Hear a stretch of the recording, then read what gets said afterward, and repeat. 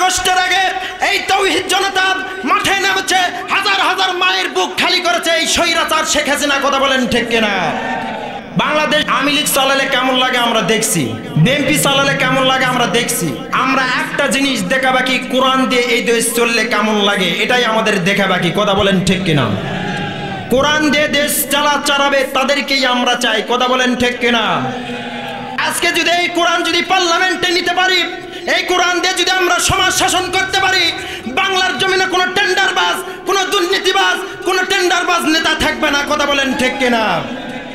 আল্লামা দেলোয়ার হোসেন সাঈদী সাহেব একটা কথা বলেছিল, আমন নারা দিবা মামু বাড়ি দিল্লি গিয়ে পড়বা। এখন দিল্লিতেই আছে। কথা বলেন ঠিক কিনা?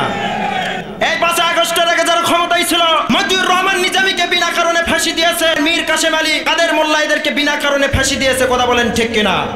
মুফতি আমির হামজাকে 3 বছর বিনা কারণে জেল খাটিয়েছে, আল্লামা মামুনুল হককে জেল খাটিয়েছে, রফিকুল ইসলাম মাদানীকে মিথ্যা মামলা দিয়ে জেল খাটিয়েছে। কথা বলেন ঠিক কিনা? إن الحمد لله الأكرم الذي خلق الإنسان وكرم وعلمه من البيان ما لم يعلم فسبحان الذي لا يحصى امتنانه باللسان ولا بالقلم نشهد أن لا إله إلا الله وحده لا شريك له ونشهد أن سيدنا وحبيبنا ومولانا محمدا عبده ورسوله الذي أرسله بالحق بشيرا ونذيرا وداعيا إلى الله بإذنه سراجا وقمرا منيرا فقد قال الله تعالى في كلامه المجيد والفرقانه الحميد أعوذ بالله من الشيطان الرجيم بسم الله الرحمن الرحيم أحسب الناس أن يتركوا أن يقولوا آمنا وهم لا يفتنون ولقد فتنا الذين من قبلهم فلا يعلمن الله الذين صدقوا ولا يعلمن الكاذبين وقال رسول الله صلى الله عليه وسلم عن أبي هريرة رضي الله عنه عن النبي صلى الله عليه وسلم لا يؤمن أحدكم حتى يكون حب إليه من ولده وولده والناس أجمعين رواه البخاري إن الله وملائكته يصلون على النبي يا أيها الذين آمنوا صلوا عليه وسلموا تسليما اللهم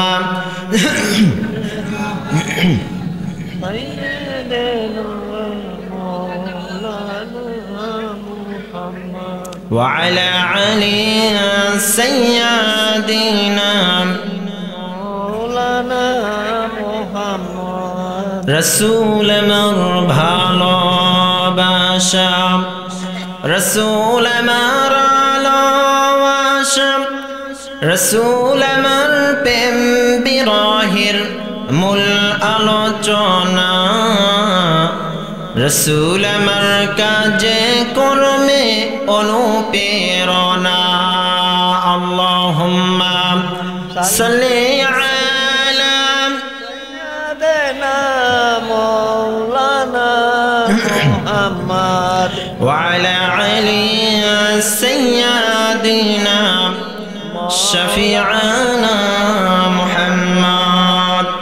আলহামদুলিল্লাহ, সকল প্রশংসা ও তারিফ মহান রব্বুল আলামিনের জন্য, যিনি আমাদেরকে দয়া করে মায়া করে মহব্বত করে সুস্থ রেখে পবিত্র শাবান মাসে দুনিয়াবি সমস্ত কাজ থেকে ফারেক করে এই জান্নাতের বাগানে আসার এবং বসার সুযোগ করে দিলেন। সেই মহান রব্বুল আলামিনের দরবারে লাখো কোটি শুকরিয়া জ্ঞাপন করছি। সকলেই বলুন আলহামদুলিল্লাহ।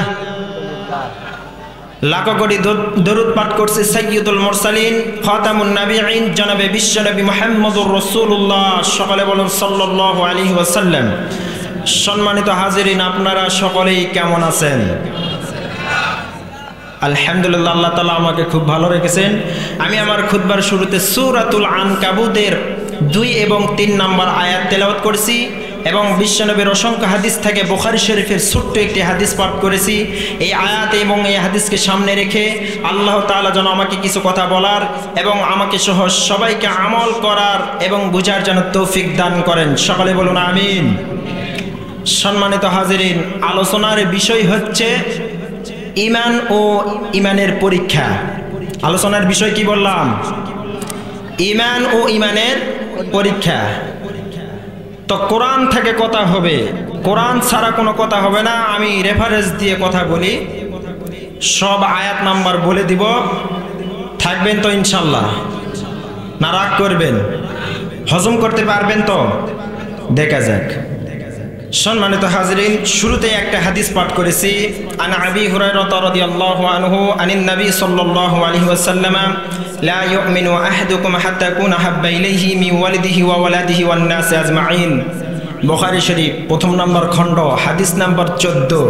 হযরত আবু হুরায়রা রাদিয়াল্লাহু তাআলা থেকে বর্ণিত, নবী করিম সাল্লাল্লাহু আলাইহি সাল্লাম ইরশাদ করেছেন, ততক্ষণ পর্যন্ত তোমরা খাঁটি মুমিন মুসলমান কেউ হতে পারবে না যতক্ষণ তোমার মা বাবা ভাই বন্ধু বান্ধব আত্মীয় স্বজন পাড়া প্রতিবেশী নিজের ছেলে মেয়ে নিজের স্ত্রী নিজের জীবনের চাইতে আমি রাসূলকে বেশি মহব্বত বেশি ভালোবাসতে না পারবে, ততক্ষণ পর্যন্ত তোমরা খাঁটি ইমানদার কেউ হতে পারবে না। কে বললেন?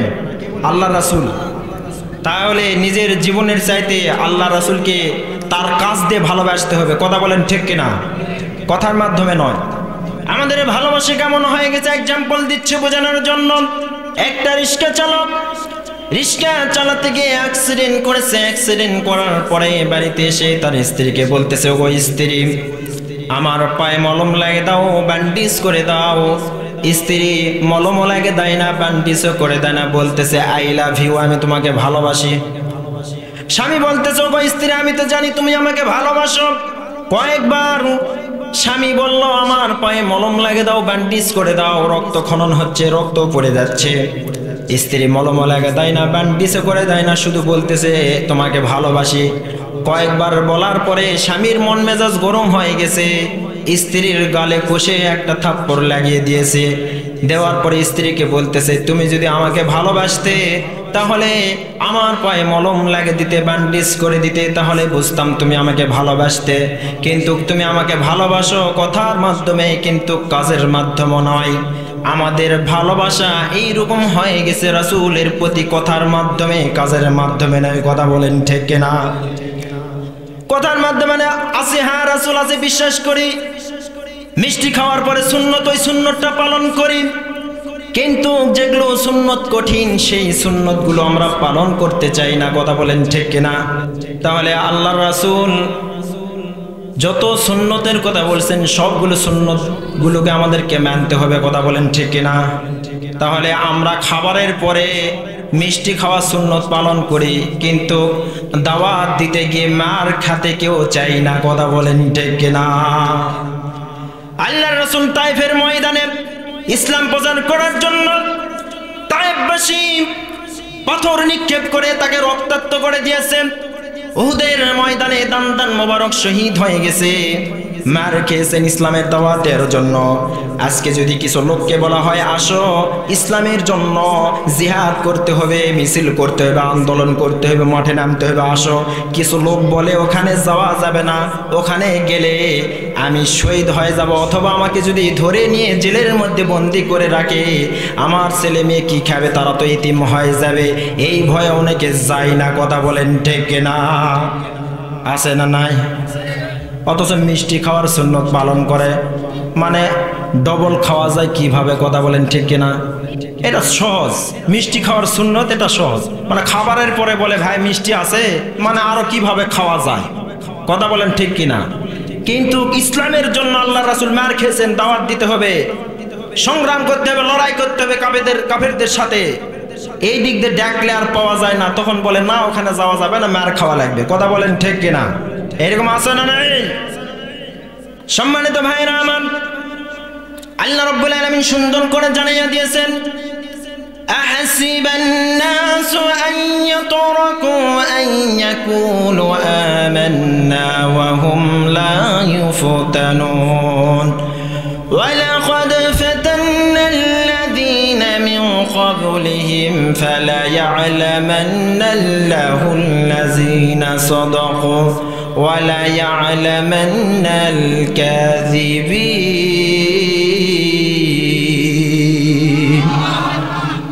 সূরা আনকাবুতের 2 এবং 3 নম্বর আয়াত আল্লাহ তাআলা বলতেছেন, তোমরা ঈমান এনেছো, এই কথা বলেই তোমাদেরকে ছেড়ে দেওয়া হবে না, তোমাদেরকে অবশ্যই অবশ্যই আমি পরীক্ষা করব, কারা সত্যবাদী এবং কারা মিথ্যাবাদী, অবশ্যই আমি পরীক্ষা করব। তাহলে ঈমান আনছেন, পরীক্ষা দিতে হবে, কথা বলেন ঠিক কিনা?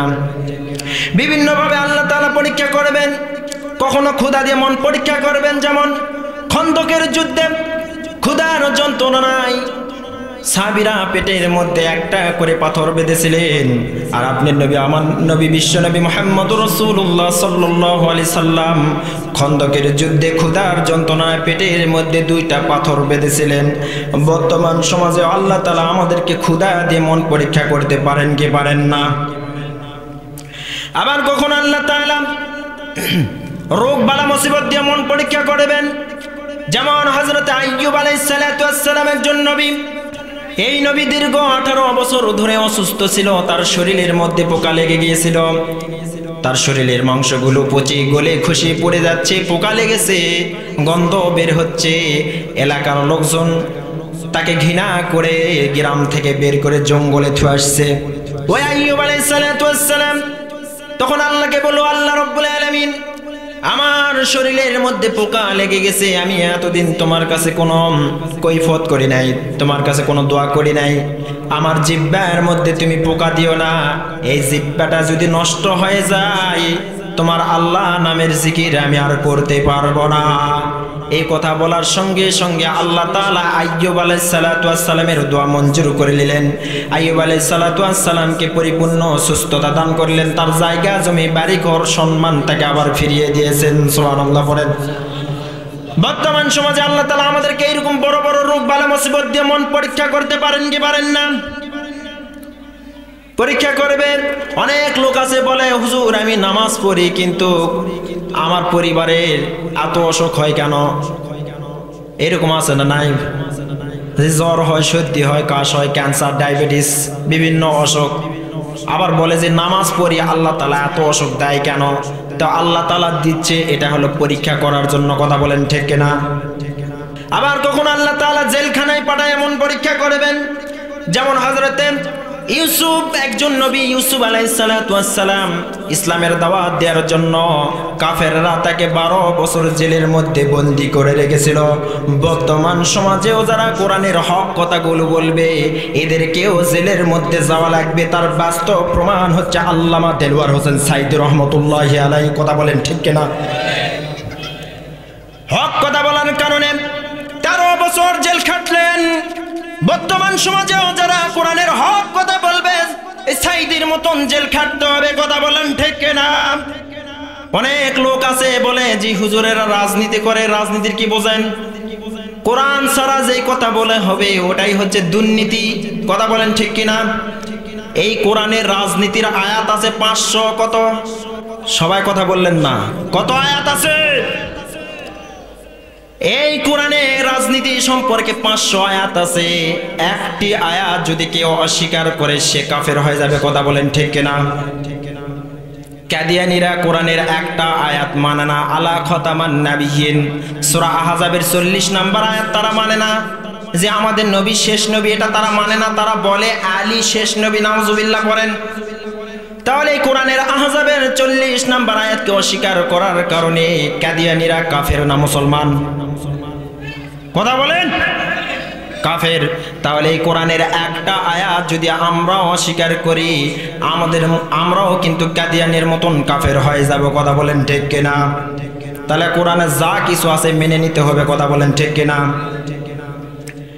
আবার কখন আল্লাহ তাআলা হিজরত করায় এমন পরীক্ষা করবেন, যেমন আল্লাহর নবী মক্কায় থাকতে পারে নাই, কাফেরদের জ্বালা যন্ত্রণায় হিজরত করে মদিনায় চলে গিয়েছেন। বর্তমান সমাজেও যারা কোরআনের হক কথাগুলো বলবে, এরাও বাড়িতে থাকতে পারবে না, পালিয়ে পালিয়ে থাকবে। কথা বলেন ঠিক কিনা? তার বাস্তব নমুনা আমরা দেখেছি 5 আগস্টের আগে। কথা বলেন ঠিক কিনা?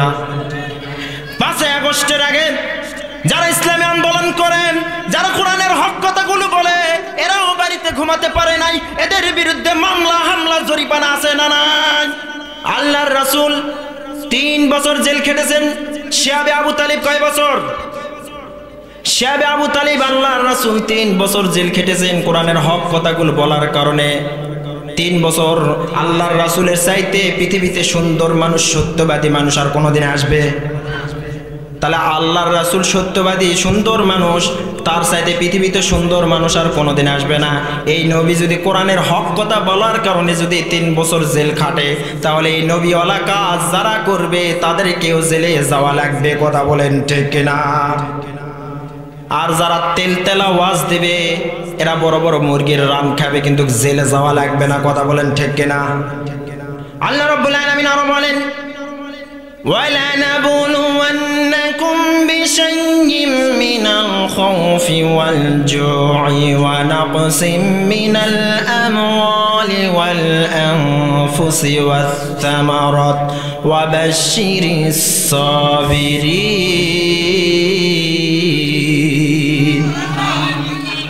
সূরা বাকারার 155 নম্বর আয়াত। আল্লাহ তাআলা বলেন, তোমাদেরকে 5টি জিনিস দ্বারা পরীক্ষা করব। কয়টি জিনিস দ্বারা? আসতে বলবেন না, কয়টি জিনিস দ্বারা? 5টি জিনিস দ্বারা মন পরীক্ষা করব। 1 নাম্বার, তোমাদেরকে ভয় দিয়ে মন পরীক্ষা করব। কি দিয়ে? ভয় দিয়ে মন পরীক্ষা করব। আজকে আমরা দেখেন, বাঘ দেখলে ভয় করি, সাপ দেখলে ভয় করি, কিন্তু আমরা রবকে দেখে ভয় করি না। কথা বলেন ঠিক কিনা? আর যারা খুনি, ডাকাত, সন্ত্রাস, এরা ভয় করে রবকে দেখে নয়, রবকে দেখে। কথা বলেন ঠিক কিনা? তাহলে রবকে ভয় করবেন না রবকে? রবকে ভয় করতে হবে। কথা বলেন ঠিক কিনা? ভয় দিয়ে আল্লাহ তাআলা মন পরীক্ষা করবেন। এই কোরআনের হক কথা যখন বলবেন, তখন আপনার ফাঁসির হুকুম চলে আসবে, তখন আপনার ক্রসফায়ারের হুকুম চলে আসবে, তখন আপনাকে রিমান্ডের হুকুম চলে আসবে। কথা বলেন ঠিক কিনা? এটাও একটা ভয়। এই কোরআনের কথা বললে ভয় চলে আসবে, হক কথা বললে ভয় চলে আসবে, বিভিন্নভাবে ভয় চলে আসবে। হতে পারে আপনাকে দেশ থেকে বের করে দেওয়া, হতে পারে আপনাকে জেলের মধ্যে বন্দি করা, হতে পারে আপনাকে ফাঁসির কাষ্ঠের মধ্যে ঝুলানো, হতে পারে আপনাকে গুম করা, হতে পারে। কথা বলেন ঠিক কিনা? বিভিন্নভাবে আপনাকে ভয় চলে আসবে কোরআনের হক কথা বললে। 2 নাম্বার, ক্ষুধা দিয়ে মন পরীক্ষা করবে। 3 নাম্বার বলা হয়েছে যে জানের ক্ষতি দিয়ে। 4 নাম্বার বলা হয়েছে মালের ক্ষতি দিয়ে। 5 নাম্বার বলা হয়েছে ফল ফলাদি ফসলের ক্ষতি দিয়ে। এই 5টি জিনিস দ্বারা আল্লাহ তাআলা মন পরীক্ষা করবে। তাহলে আমাদের জানের ক্ষতি, মালের ক্ষতি হয় কি হয় না? অনেকের একটা সন্তান মারা যায়, অনেকেই বলে আল্লাহর চোখ নেয়, আমার একটি মাত্র সন্তান, এটাকেই নেওয়া লাগে, এরকম বলে কি বলে না? কথা বলেন। তাহলে আল্লাহর মাল আল্লাহ নিয়ে যাবে, কেউ ধরে আটকে রাখতে পারবে? পারবে না। এটাও একটা জানের ক্ষতি। কথা বলেন ঠিক কিনা?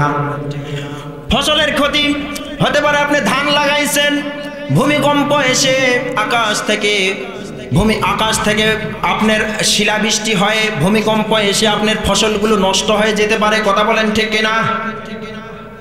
বিভিন্নভাবে আল্লাহ তাআলা মন পরীক্ষা করবে। এই আয়াতের ব্যাখ্যায় তাফসীর ইবনে কাসিরের মধ্যে একটা ঘটনা এসেছে। হযরত আবু সালামা রাদিয়াল্লাহু তাআলা আনহু নামে একজন সাহাবী নবীর দরবার থেকে বাড়িতে আসলেন। আসার পরে তার স্ত্রী আবু সালামা রাদিয়াল্লাহু তাআলা আনহু চলে আসলেন। আসার পরে তার স্ত্রী উম্মে সালামা রাদিয়াল্লাহু তাআলা আনহা তার স্বামীকে বলতেছেন, ও স্বামী, আপনি কোথায় গিয়েছিলেন? আবু সালেমা রাদিয়াল্লাহু তাআলা আনহু বললেন, আমি বিশ্বনবীর দরবার থেকে এমন একটা দোয়া শিখে এসেছি, এই দোয়াটা তুমি যদি মুখস্থ করে নাও, তুমি যদি কোনো জিনিস যদি হারিয়ে ফেলো, ওই জিনিস থেকে আল্লাহ তাআলা তোমাকে উত্তম জিনিস দান করে দিবেন। সুবহানাল্লাহ পড়েন। আবু সালেমার স্ত্রী উম্মে সালেমা রাদিয়াল্লাহু তাআলা আনহা বললেন, দোয়াটা কি আমাকে বলে দেন।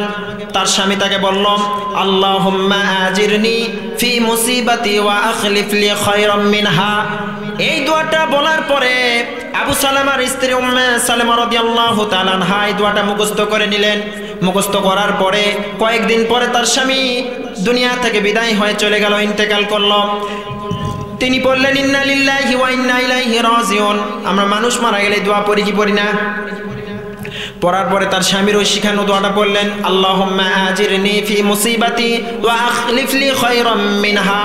এই দোয়ার মানে হচ্ছে, হে আল্লাহ তাআলা, তোমার প্রতি ধৈর্য ধারণ করার তৌফিক দিয়ে দাও, আর যে জিনিস হারিয়েছে সেই জিনিস থেকে তুমি আমাকে উত্তম জিনিস দান করে দাও। আল্লাহর নবী তার বাড়িতে চলে আসলেন, এসে দেখতেছেন উম্মে সালেমা চামড়ার মধ্যে রং করতেছিল।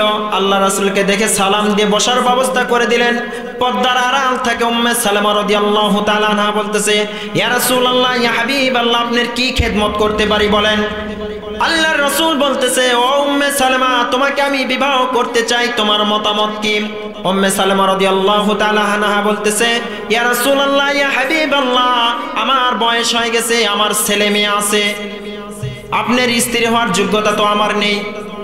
তখন আল্লাহর রাসূল বলেন, ও উম্মে সালেমা, তোমার ছেলে মেয়ে মানে আমারও ছেলে মেয়ে, বিয়ের পরে হয়ে যাবে আমারও ছেলে মেয়ে, তুমি রাজি আছো কিনা বলো। উম্মে সালেমা বলল যে আমি রাজি। ওই উম্মে সালেমা রাদিয়াল্লাহু তাআলা আনহা বলেন যে আমি আমার স্বামীর শিখানো দোয়া আমল করার জন্য আমি মনে করলাম আমার স্বামী মারা গেছে, আমার স্বামীর চাইতে উত্তম স্বামী মনে হয় আমি আর পাবো না। এই দোয়াটা আমল করার কারণে আল্লাহ তাআলা আমার স্বামী থেকে উত্তম স্বামী বিশ্বনবীকে আমার জন্য বানিয়ে দিয়েছেন। সুবহানাল্লাহ পড়েন। তাহলে এই দোয়াটা যদি আমরা পড়ি, আমরাও যদি ধৈর্য ধারণ করি, কোনো জিনিস যদি হারিয়ে ফেলি, ওই জিনিস থেকে আল্লাহ তাআলা আমাদেরকে উত্তম জিনিস দান করতে পারেন কি পারেন না? কথা বলেন।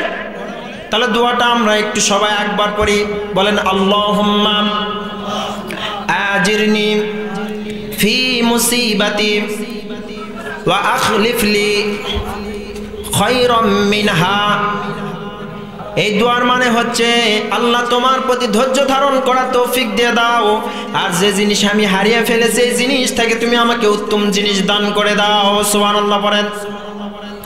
সম্মানিত ভাইরা আমার, ঈমান আনছেন, আল্লাহ তাআলা অবশ্যই পরীক্ষা করবে। আল্লাহ তাআলা অন্য আয়াতের মধ্যে জানিয়ে দিয়েছেন, আল্লাহ রাব্বুল আলামিন বলেন, ফামান ইয়াকফুর বিত-তাগুতি ওয়া ইউমিন বিল্লাহি ফাকাদ ইসতামসাকা বিল উরওয়াতিল উসকা লা ইনফিসামা লাহা ওয়াল্লাহুস সামিউন আলীম।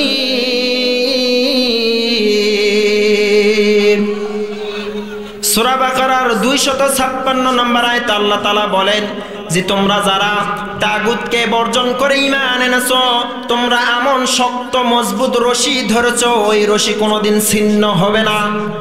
আর তাগুত শব্দের অর্থ হচ্ছে চারটি। কয়টি? আসতে বলবেন না, কয়টি? তাগুত শব্দের 1 নাম্বার, তাগুত শব্দের অর্থ হচ্ছে শয়তান। শয়তান পৃথিবীতে আছে না কি একটু দেখেন। শয়তান প্রধানত আল্লাহ তাআলার কাছে 3টি জিনিস চেয়েছিল। কয়টি জিনিস? 3টি জিনিস চেয়েছিল। আল্লাহ তাআলার কাছে বলেছিল জি ক্বালা আনজিরনি ইলা ইয়াউমি বা'সুন ক্বালা ইন্নাকা মিনাল মুনজারিন। সূরা আরাফের 15 এবং 16 নম্বর আয়াতে আছে। শয়তান বলেছিল যে আমি কিয়ামত পর্যন্ত বাঁচতে চাই। কি পর্যন্ত বাঁচতে চাই? কিয়ামত পর্যন্ত বাঁচতে চাই এবং মানুষকে ধোঁকা দিব, ধোঁকা দিয়ে বোকা বানিয়ে জাহান্নামে নিয়ে যাব। আল্লাহ বলল ঠিক আছে, কিয়ামত পর্যন্ত হায়াত দেয়া হলো। তাহলে আজকে যারা পৃথিবীতে বেশি দিন বাঁচার আকাঙ্ক্ষা করে, বুঝতে হবে শয়তান তাদেরকে দখল করে ফেলাইছে। কথা বলেন ঠিক কিনা? অনেক যুবক মানুষ মারা যায় আর শয়তানের চামড়া জোরে যায়, মৃত্যু হয় না। কথা বলেন ঠিক কিনা? মার হবে আঙ্গেলে, কথা হবে প্যান্ডেলে, ইশারা ইঙ্গিতে বুঝে নিবেন। সম্মানিত ভাইরা আমার, তাহলে 1 নাম্বার শয়তান বলেছিল ক্ষমতা চাই, 2 নাম্বার শয়তান বলেছিল যে আমি কিয়ামত, 1 নাম্বার বলেছিল ক্ষমতা চাই, 2 নাম্বার বলেছিল কিয়ামত পর্যন্ত বাঁচতে চাই। শয়তানকে যখন বলা হলো আদমকে সেজদা করো, শয়তান বলল ক্বালা আনা খায়রুম মিনহু খালাকতানি মিন নারি ওয়া খালাকতাহু মিন তিন। সূরা আরাফের 12 নম্বর আয়াত। আল্লাহ তাআলা বলেন যে শয়তান বলেছিল আমি হচ্ছে আগুনের তৈরি আর আদম তো মাটির তৈরি, আগুন জ্বালালে আগুন উপরের দিকে ওঠে আর মাটি নিচের দিকে থাকে, অতএব আমি উপরের দিকে সবসময় থাকি, আমি আদমকে সেজদা করতে পারবো না। তাহলে শয়তান ক্ষমতার অহংকার করছে কি করে নাই? কথা বলে বলছে আদমের থেকে আমি বড়, আদম মাটির তৈরি আর আমি আগুনের তৈরি, আগুন জ্বালালে উপরের দিকে থাকে আর মাটি নিচের দিকে, আমি আদমকে সেজদা করতে পারবো না। তাহলে ওই শয়তান ক্ষমতার অহংকার করার কারণে আল্লাহ তাআলা তাকে জান্নাত থেকে বের করে দিয়েছেন। কথা বলেন ঠিক কিনা? আল্লাহ তাআলা বলেন وَإِذْ قُلْنَا لِلْمَلَائِكَةِ اسْجُدُوا لِآدَمَ فَسَجَدُوا إِلَّا إِبْلِيسَ أَبَى وَاسْتَكْبَرَ وَكَانَ مِنَ الْكَافِرِينَ। সূরা বাকারার 34 নম্বর আয়াত। আল্লাহ তাআলা বলেন শয়তান আদমকে সেজদা না করার কারণে শয়তান কাফের হয়ে গেল। কি হয়ে গেল? কাফের হয়ে গেল। আল্লাহ তাআলা শয়তানকে জান্নাত থেকে বের করে দিল ক্ষমতার অহংকার করার জন্য। আজকেও যারা ক্ষমতার অহংকার করে তারা বেশি দিন টিকে থাকতে পারে না। কথা বলেন ঠিক কিনা? ফেরাউন ক্ষমতার অহংকার করেছিল। ফেরাউন বলেছিল ফাকালা আনা রাব্বুকুমুল আ'লা, আমি সবচাইতে বড় খোদা, বড় রব, আমার চাইতে বড় রব আর কেউ নাই। কে বলেছিল? ফেরাউন। ফেরাউনকে আল্লাহ তাআলা নীল নদে চুবে চুবে মারছে কি মারে নাই? কথা বলেন। নমরুদ বলেছিল আমি বড় খোদা, আমার চাইতে বড় খোদা আর কেউ নাই। আল্লাহ তাআলা ন্যাংরা মশা দিয়ে নমরুদকে জুতা পিটা করে ক্ষমতার চেয়ার থেকে নামিয়ে দিয়েছে। কথা বলেন ঠিক কিনা? এই 5 আগস্টের আগে যারা ক্ষমতায় ছিল এরাও মনে করছে আমরা সারা জীবন থাকবো, আবার টার্গেটও দিয়েছিল 2041 সাল।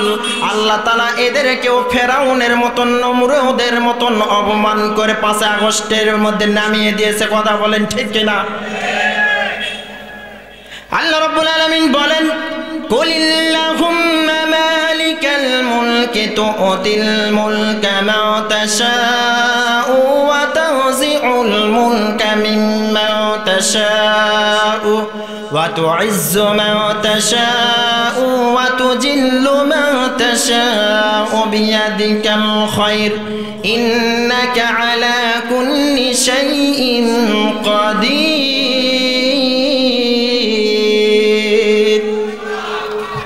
সূরা আলে ইমরানের 26 নম্বর আয়াত। আল্লাহ তাআলা বলেন আমি হচ্ছে ক্ষমতার মালিক, আমি আল্লাহ তাআলা যাকে পছন্দ করি তাকে ক্ষমতা দান করি, আর যাকে অপছন্দ করি তাকে ক্ষমতার চেয়ার থেকে নামিয়ে দেই। তাহলে আল্লাহ তাআলা শেখ হাসিনাকে পছন্দ করে না, ওই জন্যে বৈষম্য বিরোধী ছাত্র আন্দোলনের মাধ্যমে 5 আগস্টে তাদেরকে ক্ষমতার চেয়ার থেকে নামিয়ে দিয়েছেন। কথা বলেন ঠিক কিনা? ফতোয়াকার কে বলতেছেন? সূরা আলে ইমরানের 26 নম্বর আয়াত বাড়িতে যাই দেখবেন। আল্লাহ বলতেছে আমি যাকে পছন্দ করি তাকে ক্ষমতা দেই, আর যাকে অপছন্দ করি তাকে ক্ষমতার চেয়ার থেকে নামিয়ে দেই। তাহলে ওদেরকে পছন্দ করে না, ওই জন্যই নামিয়ে দিয়েছে। কথা বলেন ঠিক কিনা? এগুলা হুজুরেরা বললেই দোষ, বলে রাজনীতি করে। রাজনীতির কি বোঝেন? কোরআন ছাড়া কোনো কথা যদি বলা হয় ওটাই হচ্ছে দুর্নীতি। এই কোরআনে দলের কথা আছে না নাই?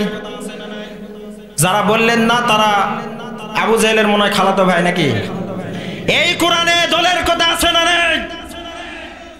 আল্লাহ রাব্বুল আলামিন সুন্দর করে জানিয়ে দিয়েছেন ওয়ালতাকুম মিনকুম উম্মাতুন ইয়াদউনা ইলাল খায়রি ওয়া ইয়া'মারুনা বিল মা'রুফি ওয়া নাহাউ আনিল মুনকার। সূরা আলে ইমরানের 104 নম্বর আয়াতে আল্লাহ তাআলা বলতেছেন তোমাদের মধ্যে এমন একটা দল থাকা দরকার। কে বলতেছেন? তোমাদের মধ্যে এমন একটা দল থাকা দরকার যারা মানুষদেরকে আল্লাহর দিকে ডাকবে, সৎ কাজের আদেশ দিবে, অসৎ কাজের নিষেধ করবে। তাহলে দলের কথা কে বলতেছেন? আল্লাহ বললে সমস্যা নাই, বক্তারা বললে দোষ। কথা বলেন ঠিক কিনা?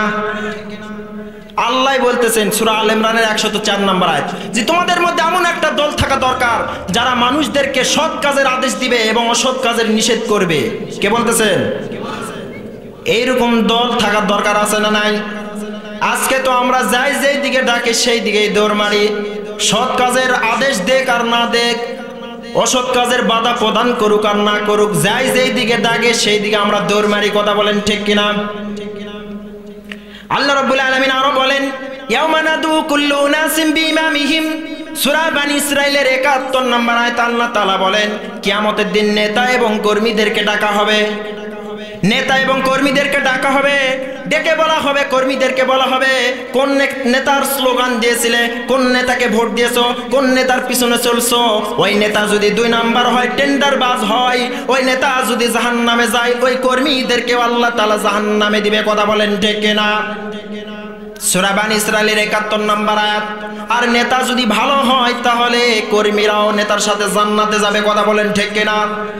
তাহলে আমাদের নবী একজন বিশ্ব নেতা ছিলেন কি ছিলেন না? তাহলে নবীর অনুযায়ী যে চরিত্র সেইভাবে নেতৃত্ব দেওয়ার দরকার আছে না নাই? আজকে তো আমরা বুঝি না, এইরকম স্লোগান দেই বল্টু ভাইয়ের চরিত্র ফুলের মতন পবিত্র। ওই 2 নাম্বার হোক আর টাকা মারার কল হোক আর রাস্তাঘাটের টাকা মারুক, ব্রিজের টাকা মারুক, যাই কিছু করুক না কেন, 500 টাকা দিলে আমরা ভোট বিক্রি করে দিয়ে তার প্রতি স্লোগান দেই বল্টু ভাইয়ের চরিত্র ফুলের মতন পবিত্র। কথা বলেন ঠিক কিনা? যারা দুর্নীতিবাজ, টেন্ডারবাজ, তাদের স্লোগান তো এরকম দেওয়া দরকার বল্টু ভাইয়ের চরিত্র নামাজ পড়ে না 1 ওয়াক্ত, গাঁজা খায় 5 ওয়াক্ত, শয়তানের 1 নাম্বার পাকা ভক্ত, হুজুরদের জন্য খুবই শক্ত, আর চুষে খায় গরিবদের রক্ত। কথা বলেন ঠিক কিনা? যারা 2 নাম্বার তাদেরকে তো এই স্লোগান দেওয়া দরকার, কিন্তু এটা আমরা দেই না। 2 নাম্বার হোক আর 2 নাম্বার হোক আর টেন্ডারবাজ হোক, আমরা না বুঝে 500 টাকার বিনিময়ে ভোট বিক্রি করে আমরা স্লোগান দেই বল্টু ভাইয়ের চরিত্র ফুলের মতন পবিত্র। কথা বলেন ঠিক কিনা? তাহলে কোন নেতার পিছনে থাকছেন, কোন নেতাকে ভোট দিয়েছেন, কোন নেতার সাথে চলছেন?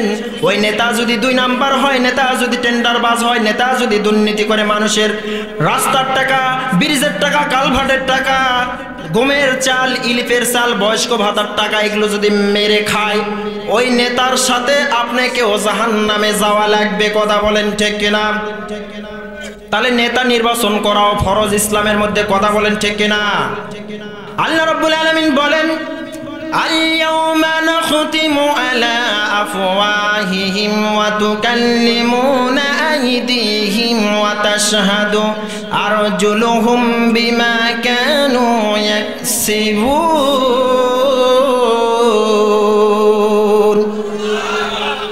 সূরা ইয়াসিনের 65 নম্বর আয়াত আল্লাহ তাআলা বলেন তোমাদের মুখ কিয়ামতের দিন আমি সেলাই করে দিব, তোমাদের অঙ্গ প্রত্যঙ্গ আমার দরবারে সাক্ষী দিবে, তোমরা কি করছো ধরা খায় যাবা। এই হাত দিয়ে কোন দুর্নীতি নেতাকে সিল মেরেছেন এই হাত সাক্ষী দিবে। এই হাত দিয়ে কত টাকা সিগনেচার করে আপনি রাস্তার টাকা, কালভার্টের টাকা, ব্রিজের টাকা কত টাকা মারছেন এই হাত সাক্ষী দিবে। এই পা দিয়ে হেঁটে হেঁটে কোথায় গেছেন এই পা সাক্ষী দিবে। এই চোখ দিয়ে কি কি দেখছেন, কত বেগানা মহিলার দিকে তাকাইছেন, সব কিছু সাক্ষী দিবে। কথা বলেন ঠিক কিনা? কে বলতেছেন? আল্লাহ। সূরা ইয়াসিনের 65 নম্বর আয়াত। তাহলে যদি অন্যায়কারীকে যদি সিল মারেন এই হাত সাক্ষী দিবে কি দিবে না? কথা বলেন। এই হাত সাক্ষী দিবে যে ঘুষখোর, সুদখোর, টেন্ডারবাজ, ওকে সিল মারছিলাম, মুখ সেলাই করে দিবে, হাত কথা বলবে। সম্মানিত ভাইরা আমার, আল্লাহর রাসূলের জামানায় আল্লাহর রাসূলকে পাগল বলতো, কবি বলতো, সাহিত্যিক বলতো, গণক বলতো। আবু জেহেল, ওলীদ ইবনে মুগীরা, আবু সুফিয়ান, আবু লাহাব নবীজিকে বলছে কি বলে নাই? পাগল বলছে না? পাগল বলে, জাদুকর বলে, কবি বলে, সাহিত্যিক বলে, গালি একই, কিন্তু ভাষা চেঞ্জ। আমাদেরকে পাগল বলে না, আমাদেরকে জাদুকর বলে না, আমাদেরকে কবি বলে না, আমাদেরকে বলে মৌলবাদ, আমাদেরকে বলে জঙ্গিবাদ, আমাদেরকে বলে রাজাকার। কথা বলেন ঠিক কিনা? গালি একই কিন্তু ভাষা চেঞ্জ। নবীকেও বলেছে, আমাদেরকেও বলে। 5 আগস্টের আগে যারা দায়িত্বে ছিল তারা বলছে, আর কেউ বলবে না। কথা বলেন ঠিক কিনা? সম্মানিত ভাইরা আমার, কোরআনে আল্লাহ তাআলা সুন্দর করে জানাইয়া দিয়েছেন وقال الذين كفروا لا تسمعوا لهذا القرآن والغوا فيه لعلكم تغلبون সেজদার 26 নম্বর আয়াতে আল্লাহ তাআলা বলেন, যেখানে কোরআনের কথা হয় সেখানে কাফেররা বলে কোরআনের মাহফিল বন্ধ করো, বাধা সৃষ্টি করো, গন্ডগোল করো, মানুষ যেন কোরআন শ্রবণ করতে না পারে। নবীর জামানাও করেছে, এ জামানাও আছে না নাই? 5 আগস্টের আগে ছিল, এখন আর নেই। কথা বলেন ঠিক কিনা? এই 5 আগস্টে যারা ক্ষমতায় ছিল তাদের কাছে মাহফিল করতে গেলে থানার পারমিশন লাগে, ওসির পারমিশন লাগে, ডিসির পারমিশন লাগে। কথা বলেন ঠিক কিনা? তাহলে এই কোরআনের মাহফিল যারা বন্ধ করে, নবীর জামানায় যে কাফেররা ছিল এই জামানায় যারা কোরআনের মাহফিল বন্ধ করে দিয়েছে এরাও হচ্ছে কাফের, ফতোয়াকার। সূরা হামিম সেজদা 26 নম্বর আয়াত আল্লাহ বলতেছেন যে যেখানে কোরআনের কথা হয় সেখানে কাফেররা বলে গন্ডগোল করো, বন্ধ করো, মানুষ যেন কোরআন শুনতে না পারে। নবীজি জামানাও করছে, জামানাও করতেছে। কথা বলেন ঠিক কিনা? সম্মানিত ভাইরা আমার, আবু জেহেল কোরআন শুনছে, আবু বকর কোরআন শুনছে। আবু বকর কোরআন শুনে আবু বকরের ঈমান বেড়ে গেছে, আর আবু জেহেল কোরআন শুনে আবু জেহেলের শয়তানি বেড়ে গেছে। কথা বলেন ঠিক কিনা? আজকে যারা আবু বকরের মন নিয়ে বসবে তাদের ঈমান বৃদ্ধি করে দিবেন কে? আর যারা আবু জেহেলের মন নিয়ে বসবে তাদের শয়তানি বেড়ে যাবে। কথা বলেন ঠিক কিনা? সম্মানিত ভাইরা আমার, আল্লাহর রাসূলকে সবসময় পাগল বলতো, কবি বলতো, সবসময় আল্লাহ রাসূলকে অপমান করার জন্য বসে থাকতো। ওলীদ বিন মুগীরা নাম শুনছেন কি শোনে নাই? শুনছেন না? ওলীদ বিন মুগীরা আল্লাহ রাসূলকে অপমান করার জন্য বসে থাকতো, সবসময় আল্লাহ রাসূলের পিছনে লেগে থাকতো। তখন আল্লাহ তাআলা দেখতেছে যে ওলীদ বিন মুগীরার বাড়াবাড়ি একটু বেশি হয়ে যাচ্ছে। আল্লাহ তাআলা সঙ্গে সঙ্গে একটা আয়াত নাজিল করে নবীকে জানায় দিলেন, উতুল্লিম বাদা যালিকা জানিম। সূরা কলামের 13 নম্বর আয়াত নাজিল হয়ে গেল। নবীজি যখন বললেন উতুল্লিম বাদা যালিকা জানিম, এর মানে হচ্ছে যে ওলীদ বিন মুগীরা জারর সন্তান। কি সন্তান? জারর সন্তান। এই কথা ওলীদ বিন মুগীরা শোনার পরে তিনি বাড়িতে চলে গেলেন, দৌড়ে গিয়ে তার মাকে ডেকে বলতেছে, ও মা, ও মা, এদিকে আসো, বের হও। ওর মার নাম ছিল ঝর্ণা। ওলীদ বিন মুগীরার মা ঘর থেকে বের হয়, ওলীদ বিন মুগীরাকে বলতেছে, বাবা বলো কি হয়েছে? ওলীদ বিন মুগীরা বলতেছে, মা সত্যি করে বলবা আমি বৈধ না অবৈধ? ওলীদ বিন মুগীরার মা ঝর্ণা বলতেছে, বাবা তোমার বাবা ব্যবসার কাজে ছিল, আমি একদিন তোমার চাচার সঙ্গে যৌন কামনা করছি, তখন তুমি পেটে আসছো।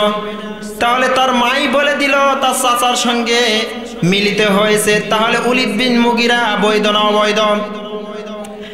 আজকেও যারা কোরআনের বিপক্ষে কথা বলে, আলেম ওলামার বিপক্ষে কথা বলে, আলেম ওলামাকে বিনা কারণে জেলের মধ্যে বন্দী করে দেয়, এরাও হচ্ছে ওলীদ বিন মুগীরার মতন জারর সন্তান, পিতৃ পরিচয়হীন। কথা বলেন ঠিক কিনা? সম্মানিত ভাইরা আমার, ওলীদ বিন মুগীরা সবসময় আল্লাহ রাসূলের পিছনে লেগে থাকতো। তাহলে 5 আগস্টের আগে যারা কোরআনের হক কথা বলতো এদেরকে মামলা হামলা দিয়েছে কি দান নাই? কথা বলেন। মামলা হামলা দিয়ে জেলের মধ্যে বন্দি রাখে, উচিত কথা বলতে দেয় না।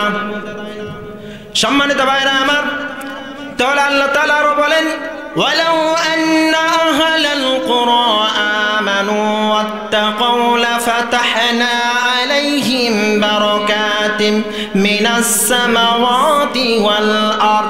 সূরা আরাফের 96 নম্বর আয়াতে আল্লাহ তাআলা বলেন যে ও জনপদের মানুষেরা, তোমরা যদি ঈমান আনো এবং আল্লাহকে ভয় করে যদি চলো, তোমাদের জন্য আমি আসমান এবং জমিনের সমস্ত বরকতের দরজা খুলে দিব।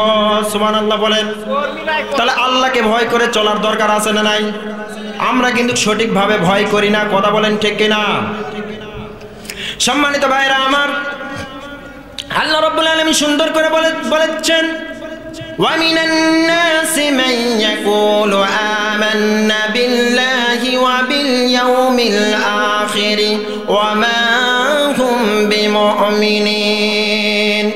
সূরা বাকারার 8 নম্বর আয়াত আল্লাহ তাআলা বলতেছেন যে কিছু লোক আছে বলে যে আমরা আখিরাত এবং আল্লাহর প্রতি ঈমান আনছি, অথচ আল্লাহ তাআলা বলতেছেন তারা ঈমানদার নয়, তারা মুনাফিক। কথা বলেন ঠিক কিনা? কে বলতেছেন? আল্লাহ রাব্বুল আলামিন আরো বলেন ওয়াইদা লাকুল্লাযিনা আমানু ক্বালু আমান্না ওয়াইদা খালাউ ইলা শায়াতিনহিম ক্বালু ইন্না মাআকুম ইন্নামা নাহনু মুস্তাহজিউন। সূরা বাকারার 14 নম্বর আয়াতে আল্লাহ তাআলা বলেন কিছু লোক আছে মুমিনদের সাথে দেখা হলে বলে তোমাদের সাথে আছি, আর যখন মুনাফিকদের দল করে মুনাফিকদেরকে ভোট দেয় মুনাফিকদের সাথে দেখা হয় তখন বলে তোমাদের সাথে আছি, মুমিনদের সাথে আমরা ঠাট্টা করি। কথা বলেন ঠিক কিনা? আর আল্লাহ বলতেছেন আমি মুনাফিকদের সাথে ঠাট্টা করি। কথা বলেন ঠিক কিনা? এইরকম লোক মনে হয় বাংলার জমিনে নাই। হ্যাঁ আছে। মুমিনদের সাথে দেখা হলে বলে তোমাদের সাথে আছি, আর যখন কাফের মুশরিক মুনাফিকের সাথে দেখা করে মুনাফিকের দল করে বলে তোমাদের সাথে আছে, ওদের সাথে ঠাট্টা করতেছি। এরকম আছে না নাই? আর আল্লাহ তাআলা বলতেছেন মুনাফিকদের সাথে আল্লাহ ঠাট্টা করেন। কথা বলেন ঠিক কিনা? কোরআনে সূরা সফ নামে একটা সূরা আছে না নাই? কথা বলেন। সম্মানিত ভাইরা আমার, কোরআনে সফ নামে একটা সূরা আছে না নাই? সেখানে যায় আমরা কোনো দলাদলি করি না, সবাই একই কাতারে। আওয়ামী লীগ বিএনপি চরমনায় 18 ফুরফুরা তাবলিগ পাবলিক সবাই একই কাতারে ঐক্যবদ্ধ হয়ে নামাজ আদায় করি, আর নামাজ শেষ করে বাইরে আসার পরে আমরা 14 দল 20 দল করি। কথা বলেন ঠিক কিনা? নামাজে গেলে এক কাতার, আর বাইরে আসলে তাহলে নামাজের শিক্ষা রাখলেন। নামাজের শিক্ষা হচ্ছে এক কাতারে থাকতে হবে। আজকে মুসলমানরা ঐক্যবদ্ধ না থাকার কারণে ফিলিস্তিনের মুসলমানরা মার খাচ্ছে, আফগানিস্তানের মুসলমানরা মার খাচ্ছে। কথা বলেন ঠিক কিনা? আজকে তামাম পৃথিবীর মুসলমানরা যদি ঐক্যবদ্ধ হয়ে যদি চলতো তাহলে তামাম পৃথিবীতে মুসলমানদের উপর পাওয়ার কারো থাকতো না। কথা বলেন ঠিক কিনা? মুসলমানরা ঐক্যবদ্ধ না থাকার কারণে আজকে মার খাচ্ছে, বিভিন্ন দলে বিভক্ত হয়ে গেছে। আল্লাহ তাআলা বলতেছেন আনা আকিমুদ্দিন ওয়ালা তাতাফাররাকু ফি। সূরা শুরার 12 নম্বর আয়াতে আল্লাহ তাআলা বলেন তোমরা দ্বীনের ব্যাপারে কোনো মতপার্থক্য করো না, এক হও। দ্বীনের ব্যাপারে এক হওয়ার কথা কে বলেছেন? এক হতে হবে দ্বীনের ব্যাপারে। আর আজকে আমরা দ্বীনের ব্যাপারে এক নয়, আমরা দলে বিভক্ত হয়ে গেছি। মসজিদের কাতারে গেলে এক কাতার, আর বাইরে আসলে 14 দল 20 দল 18 দল করি। তাহলে নামাজের শিক্ষা কি নিলেন? নামাজের শিক্ষা এক কাতারে থাকতে হবে, বাইরে আসো এক ঐক্যবদ্ধ হয়ে চলতে হবে। তাহলে যদি ঐক্যবদ্ধ হয়ে চলতে পারি, এই বাংলার জমিনে যদি ঐক্যবদ্ধ হয়ে মুসলমানরা চলতে পারে, মুসলমানদের বিরুদ্ধে কোন নাস্তিক ইহুদি মুশরিক কথা বলার সাহস পাবে না। কথা বলেন ঠিক কিনা? মুসলমানরা ঐক্যবদ্ধ না হওয়ার কারণে আজকে মার খাচ্ছে মুসলমান। ফিলিস্তিনের মুসলমান মার খাচ্ছে, আফগানিস্তানের মুসলমান মার খাচ্ছে, ইসরায়েলরা এই শিশু বাচ্চাদেরকে, ফিলিস্তিনের বাচ্চাদেরকে, তারপরে আফগানিস্তানের বাচ্চাদেরকে হত্যা করতেছে। আজকে তামাম পৃথিবীর মুসলমানরা যদি ঐক্যবদ্ধ হয়, যদি ইসরায়েলকে একটা হুমকি দিত, ওই ইসরায়েল তুমি যদি ফিলিস্তিনের উপর আক্রমণ করো আর যদি এই আফগানিস্তানের উপর আক্রমণ করো, তোমার ইসরায়েল আমরা 1 ঘন্টার মধ্যে উড়িয়ে দিব, এই কথা যদি বলতো, ইসরায়েলের বাবার ক্ষমতা নাই ফিলিস্তিনের উপর আক্রমণ করা। কথা বলেন ঠিক কিনা? ঐক্যবদ্ধ নেই, আজকে আমরা দলে বিভক্ত হয়ে গেছি। নামাজে গেলে এক কাতার, বাইরে আসলে বিভিন্ন কাতারে দলে ভাগ। সম্মানিত ভাইয়েরা আমার এক্সাম্পল দিচ্ছি বোঝানোর জন্য। একটা বড় গাছের গুল, ওই বড় গাছের গুলটা যদি একজনকে বলা হয় তুমি নিয়ে আসো, আনতে পারবে?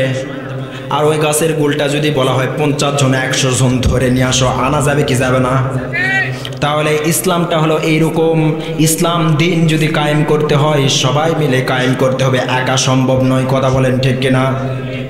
সম্মানিত ভাইয়েরা আমার, আল্লাহর রাসূলের পিছনে নামাজ পড়ছেন, আল্লাহর রাসূলের সাথে হজ করছেন, যাকাত দিয়েছে, ইফতারি করছে, রোজা রেখেছে। আব্দুল্লাহ বিন উবাই ইবনে সলুল মুনাফিকদের লিডার। এই মুনাফিকদের লিডার আল্লাহর রাসূলকে নেতা হিসাবে মানত না, রাজনৈতিক নেতা হিসাবে মানত না।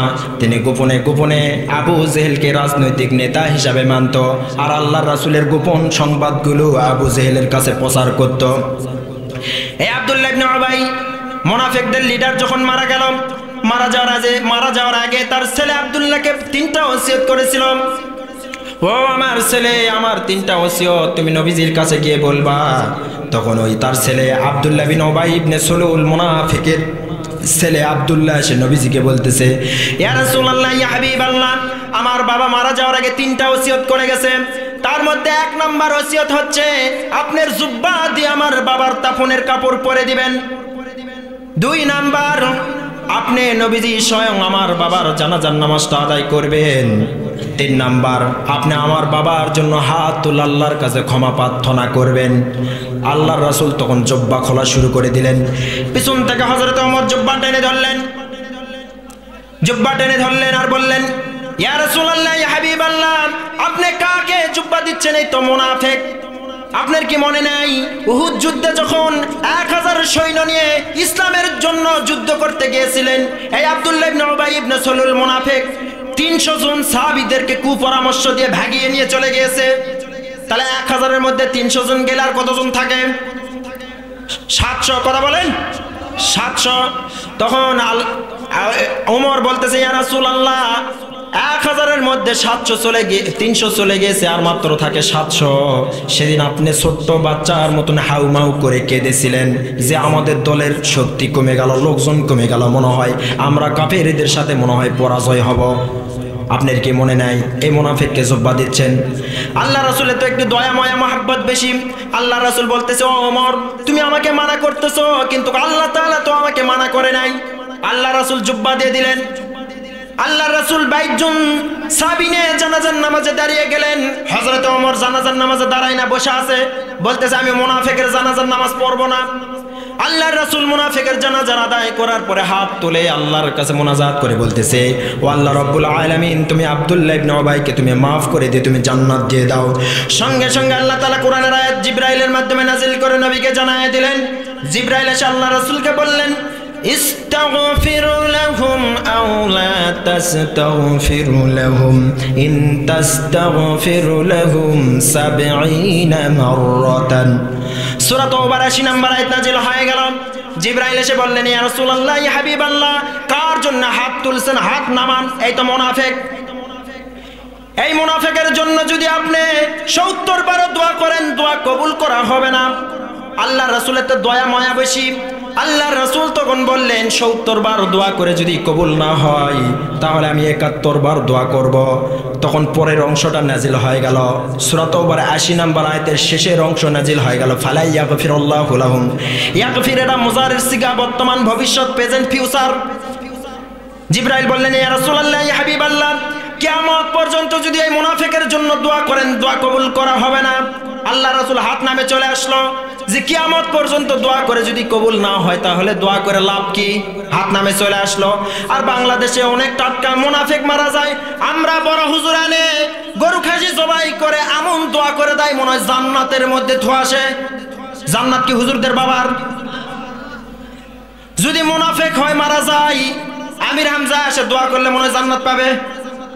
সাইদি সাহেব এসে দোয়া করলে তো জান্নাত নিশ্চিত। মিজানুর রহমান আজহারি এসে দোয়া করলে তো জান্নাত পাবে না। কাবার ইমাম আব্দুর রহমান আস-সুদাই আসলে তো 100% গ্যারান্টি জান্নাত পাবে। মুনাফিক হয়ে যদি মারা যায়, যত বড় আলেম আনেন না কেন, দোয়া করলে কবুল হবে না। যদি মুনাফিকের জন্য দোয়া কবুল হতো, আল্লাহর রাসূলের দোয়া আব্দুল্লাহ ইবনে উবাই সালুল মুনাফিকের জন্য কবুল হয়ে যেত। কথা বলেন ঠিক কিনা? আল্লাহর রাসূলের দোয়া মুনাফিকের জন্য কবুল হয় না, আর আমরা যদি দোয়া করি কবুল হবে। তাহলে মুমিন হওয়ার দরকার আছে না নাই? কথা বলেন। মুমিন হওয়ার দরকার আছে। মুমিন হতে হবে আমাদেরকে ঐক্যবদ্ধ হয়ে চলতে হবে। আমাদের সমাজে দেখেন, ওই যে শয়তানের 3টা কথা বলতে বলতে ছেড়েছিলাম, ওখানে যাচ্ছি। 1 নাম্বার, শয়তান ক্ষমতার অহংকার করেছিল। 2 নাম্বার বলেছিল শয়তান হচ্ছে কিয়ামত পর্যন্ত বাঁচতে চায়। আর 3 নাম্বার, শয়তান বলেছিল যে আমি সমস্ত মানুষদেরকে আমি জাহান্নামে নিয়ে যাব। এই 3টা কথা বলেছিল। তাহলে 1 নাম্বার তাগুতের অর্থ হচ্ছে শয়তান।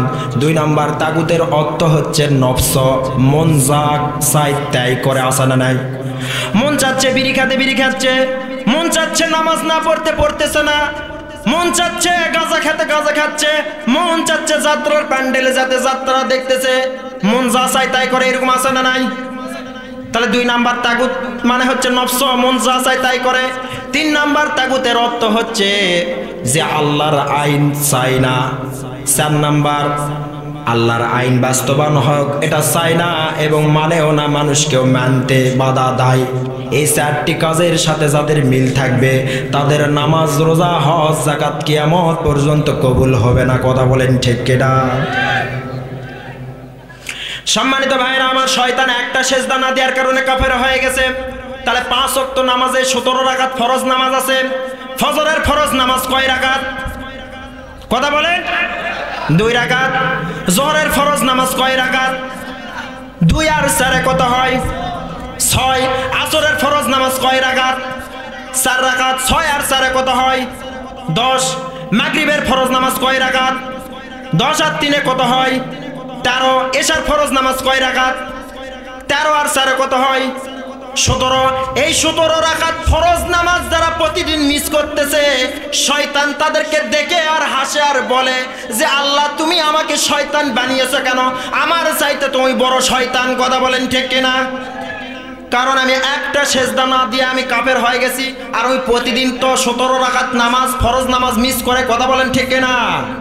এইরকম শয়তান মার্কা লোক আছে না নাই? তাহলে শয়তান হবেন না, 5 ওয়াক্ত নামাজ পড়বেন। কথা বলেন।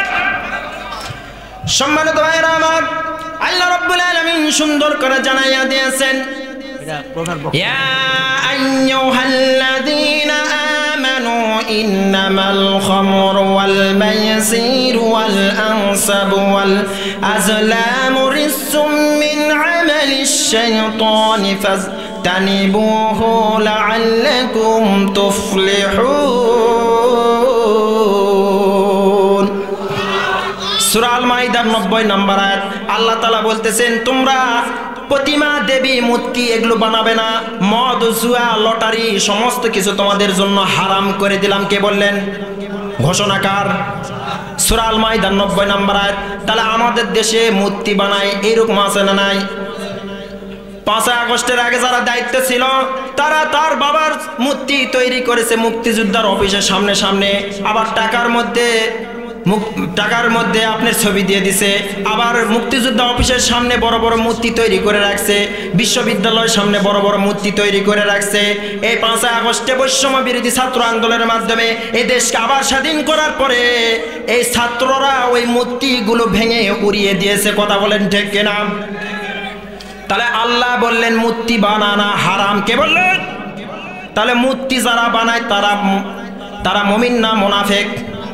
মুশরিক। তারা মুশরিক, মুমিন নয়। কথা বলেন ঠিক কিনা? আল্লাহ বলতেছে যারা মূর্তি বানায় তারা হচ্ছে মুশরিক। তাহলে এদের বাবার ছবি টাকার মধ্যে আছে না নাই? বিভিন্ন বিশ্ববিদ্যালয়ের সামনে বড় বড় মূর্তি, কোটি কোটি টাকা খরচ করে মূর্তি তৈরি করে রেখেছে। আমার মনে হয় এই টাকাগুলো দিয়ে মূর্তি না তৈরি করে এই কোটি কোটি টাকাগুলো যদি গরিব দুঃখীকে বিলিয়ে দেওয়া হতো, এই টাকাগুলো তারা পেয়ে তাদের অভাব অনটনগুলো দূর করে পারতো। কথা বলেন ঠিক করা? অভাব অনটনগুলো দূর করতে পারতো না? তাই নাই, বড় বড় মূর্তি তৈরি করছে। তাহলে আল্লাহ মূর্তির পক্ষে না বিপক্ষে? তাহলে এই মূর্তি যারা তৈরি করছে তারা মুসলমান না মুশরিক? ফতোয়াকার এগুলা বক্তা বললে দোষ।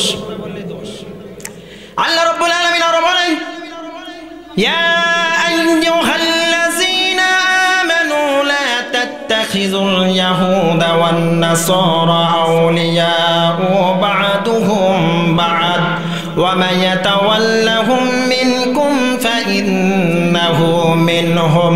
সূরা আল মাইদার 51 নম্বর আয়াত। আল্লাহ তাআলা বলেন, হে ঈমানদারগণ, তোমরা কখনো ইহুদি এবং নাসারাদেরকে কখনো বন্ধুরূপে গ্রহণ করো না, তাদের সাথে আত্মীয়তা করো না। তাহলে বাংলাদেশে 18 কোটি জনগণ ভালো লাগে না, শেখ হাসিনা তার ছেলেকে বিয়ে দিয়েছে আমেরিকার খ্রিস্টানের মেয়ের সঙ্গে। কথা বলেন ঠিক কিনা? কথা বলেন। বাংলাদেশে 18 কোটি জনগণ পছন্দ হয় না, শেখ হাসিনা তার ছেলেকে বিয়ে দিয়েছে আমেরিকার খ্রিস্টানের মেয়ের সঙ্গে। আর আল্লাহ তাআলা সূরা আল মাইদার 51 নম্বর আয়াতে বললেন যে তোমরা ও মুমিনরা, তোমরা ইহুদি নাসারাদেরকে কখনো বন্ধুরূপে গ্রহণ করো না, তাদের সাথে আত্মীয়তা করো না। যদি আত্মীয়তা করো আমি আল্লাহ তাআলা তোমাদেরকে মুশরিক ইহুদি নাসারা বানিয়ে দিব। কে বললেন? তাহলে এই আয়াত অনুযায়ী শেখ হাসিনা মুশরিক না মুসলমান? কথা বলেন। ফতোয়াকার আল্লাহ তো কিছু বলা পারেন না, হুজুরেরা বললেই দোষ। কথা বলেন ঠিক কিনা? আল্লাহ রাব্বুল আলামিন আরো বলেন, ومن يقتل مؤمنا متعمدا فجزاؤه جهنم خالدا فيها وغضب الله عليه ولعنه وأعد له عذابا আকবার। সূরা নিসার 93 নম্বর আয়াতে আল্লাহ তাআলা বলেন, যারা কোনো মুসলমানকে কোনো মুমিনকে বিনা কারণে হত্যা করবে আমি আল্লাহ তাআলা তাদের জন্য জান্নাতকে হারাম করে দিয়েছি। তাহলে আমাদের দেশে বিনা কারণে হত্যা আছে না নাই? এই 5 আগস্টের আগে যারা ক্ষমতায় ছিল তারা বিনা কারণে আলেমদেরকে ফাঁসির মঞ্চে ঝুলাইছে, কথা বলেন ঠিক কিনা? আল্লামা দেলোয়ার হোসেন সাঈদী রহমাতুল্লাহি আলাইহিকে বিষের ইনজেকশন দিয়ে দুনিয়া থেকে বিদায় করে দিয়েছে, কথা বলেন ঠিক কিনা? আল্লামা দেলোয়ার হোসেন সাঈদী সাহেব একটা কথা বলেছিল, আমন নারা দিবা মামু বাড়ি দিল্লি গিয়ে পড়বা, এখন দিল্লিতেই আছে, কথা বলেন ঠিক কিনা? সাঈদী সাহেবের কথার সঙ্গে মিলে গেছে, কথা বলেন ঠিক কিনা? তোতা পাখিকে খাঁচার মধ্যে বন্দি করা হলো। তোতা পাখিকে জিজ্ঞাসা করা হলো যে তোতা তুমি খাঁচার মধ্যে কেন, তুমি তো কথা বলতে পারো। তোতা বলতেছে আমি কথা বলতে পারি এই জন্যই আমাকে খাঁচার মধ্যে রাখছে। আর কাওয়াকে জিজ্ঞাসা করা হলো কাওয়া তুমি বাইরে কেন, বলতেছে আমি কথা বলতে পারি না ওই জন্য আমি বাইরে। তাহলে যারা কথা বলতে পারে তাদেরকে খাঁচার মধ্যে বন্দি করা হয়, কথা বলেন ঠিক কিনা? এই 5 আগস্টের আগে যারা ক্ষমতায় ছিল মজিবুর রহমান নিজামীকে বিনা কারণে ফাঁসি দিয়েছে। তারপরে আপনার মীর কাসেম আলী কাদের মোল্লা এদেরকে বিনা কারণে ফাঁসি দিয়েছে, কথা বলেন ঠিক কিনা? মুফতি আমির হামজাকে 3 বছর বিনা কারণে জেল খাটিয়েছে। আল্লামা মামুনুল হককে জেল খাটিয়েছে। রফিকুল ইসলাম মাদানীকে মিথ্যা মামলা দিয়ে জেল খাটিয়েছে, কথা বলেন ঠিক কিনা? এই 5 আগস্টের আগে এই তাওহীদ জনতা মাঠে নেমেছে, হাজার হাজার মায়ের বুক খালি করেছে এই স্বৈরাচার শেখ হাসিনা, কথা বলেন ঠিক কিনা? আল্লাহর রাসূল বলেছেন ইত্তাকু দাওয়াতুল মুসলিমি ফাইন্নাহা লাইসা বাইনাহা ওয়া বাইনাল্লাহি হিজাব। মুসলিম শরীফের হাদিস, আল্লাহর রাসূল বলেছেন যে মজলুমের দোয়া আর আল্লাহর মধ্যে কোনো পর্দা থাকে না, মজলুমের দোয়া কবুল হয়ে যায়। এই বাংলার জমিনে অনেক সন্তানের বুক খালি করেছে। মায়েরা তাহাজ্জুদের নামাজ পড়ে পড়ে কেঁদে কেঁদে আল্লাহকে বলেছে আল্লাহ এই স্বৈরাচারের বিচার করো, কথা বলেন ঠিক কিনা? আল্লাহ তাআলা এই স্বৈরাচারকে ক্ষমতার চেয়ার থেকে নামিয়ে দিয়েছে, মা বোনদের দোয়াগুলোকে কবুল করে নিয়েছে, কথা বলেন ঠিক কিনা?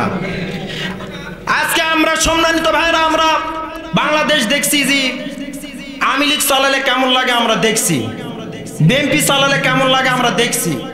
আমরা একটা জিনিস দেখা বাকি, কোরআন দিয়ে এই দেশ চললে কেমন লাগে এটাই আমাদের দেখা বাকি, কথা বলেন ঠিক কিনা? কোরআন দিয়ে দেশ চালাবে তাদেরকেই আমরা চাই, কথা বলেন ঠিক কিনা? এই কোরআন দিয়ে যারা দেশ চালাবে কারা তাদেরকে চান, 2 হাত তুলে আল্লাহকে দেখান। লিল্লাহি তাকবীর। আল কোরআনের আলো,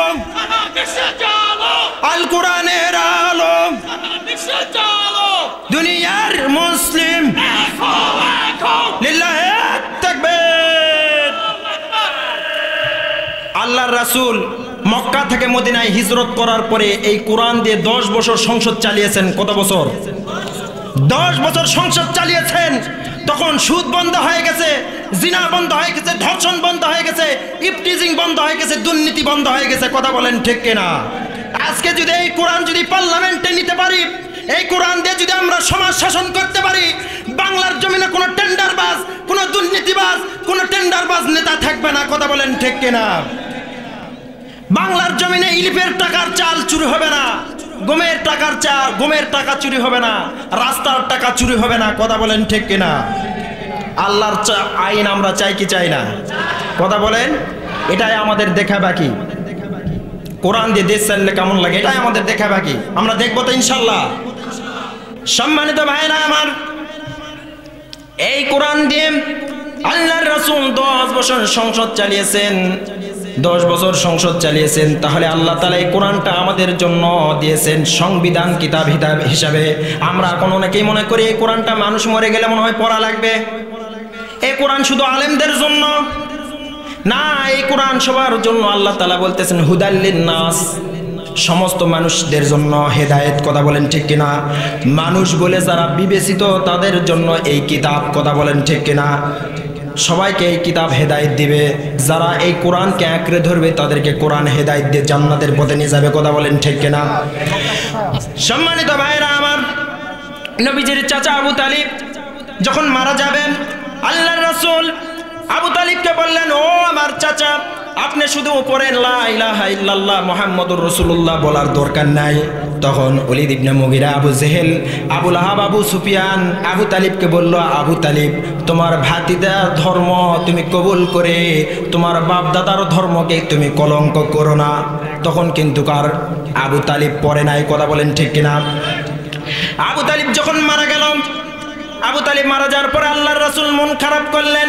সঙ্গে সঙ্গে আল্লাহ তাআলা কোরআনের আয়াত নাজিল করে নবীকে জানায় দিলেন। আল্লাহ রাব্বুল আলামিন বলেন, ইন্নাকা লাতাহদি মান আহবাবতা ওয়ালাকিন্নাল্লাহা ইয়াহদি মান ইয়াশাউ ওয়া হুয়া আ'লামু বিল মুহতাদিন। সূরা কসসের 56 নম্বর আয়াত নাজিল হয়ে গেল। জিবরাইল এসে বললেন, হে রাসূলুল্লাহ, ইয়া হাবিবাল্লাহ, আপনি তো কাউকে পছন্দ করলেই হেদায়েত দিতে পাবেন না, সে যতই আপনার নিকট আত্মীয় হোক না কেন, আপনি তো পছন্দ করলে কাউকে হেদায়েত দিতে পারবেন না। হেদায়েতের মালিক আমি আল্লাহ তাআলা। হেদায়েতের মালিককে আল্লাহ। অনেক লোক আছে বোঝে না যে হুজুরেরা এত ওয়াজ করে কয়জনকে হেদায়েত দিছে, তাহলে হুজুরেরা কি হেদায়েত দিবে না আল্লাহ দিবে? নবী তার চাচাকে হেদায়েত দিতে পায়নি, তাহলে আমরা আলেমরা কিভাবে হেদায়েত দিব? কথা বলেন, হেদায়েত কে দিবেন? আল্লাহ। আল্লাহর রাসূল আবু তালিবের জানাজার নামাজ আদায় করলেন। আল্লাহ রাব্বুল আলামিন আরেকটা আয়াত নাজিল করে নবীকে সতর্ক করে দিলেন। আল্লাহ রাব্বুল আলামিন বলেন, মা কানা লিন-নাবিয়্যি ওয়াল্লাযীনা আমানু আইয়াস্তাগফিরু লিল মুশরিকিনা উলি কুরবা। সম্মানিত ভাইরা আমার, কোরআনের আয়াত নাজিল হয়ে গেল সূরা তাওবার 113 নম্বর আয়াত। জিবরাইল এসে বললেন, ইয়া রাসূলুল্লাহ, ইয়া হাবিবাল্লাহ, মুমিন এবং নবীদের জন্য কোন মুশরিকের জানাজারে যাওয়া জায়েজ নাই। সে যত নিকট আত্মীয় হোক না কেন, সে যত নিকট আত্মীয় হোক না কেন, সে যদি মুশরিক হয়ে মারা যায় তার জানাজার করা জায়েজ নাই। কে বললেন? তাহলে বাংলাদেশে মুশরিক আছে না নাই? এদের জানাজারে যাওয়া যাবে না? বুঝাইতে দৌড় মারেন। সম্মানিত ভাইরা আমার, যতগুলো কথা বললাম কোরআনের আয়াত দিয়ে রেফারেন্স দিয়ে কথা বলেছি। আল্লাহ তাআলা আমাদেরকে এই কথাগুলোর উপর আমল করার এবং বোঝার জন্য তৌফিক দান করেন। সকলে বলুন আমিন।